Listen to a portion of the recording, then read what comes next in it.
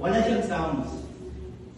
Umuwi ako doon noong June 20 kasi sabi ng ate ko, umuwi ka doon kasi baka mamatay na si nanay. No? So, knock on wood. No? Baka mamatay na siya kasi nga, sobrang hina na niya. Lagi siyang umuya-muya, sobrang hina. Hindi niya makontrol yung buwangan sa kamuya.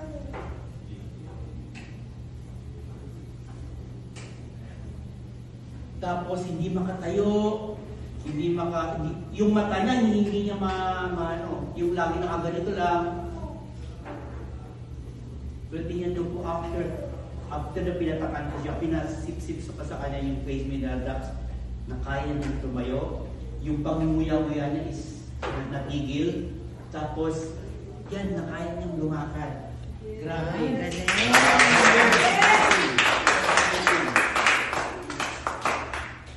Kung dati yung ate ko is, every time nakausap siya ng ate ko, naaway yung ate ko kasi, hindi siya, parang hindi siya nagre-respond.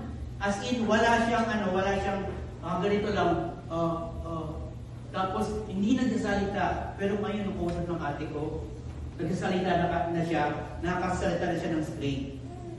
Ganyan yung power ng minero. No? Okay po? So, ngayon, nakakatayo na siya.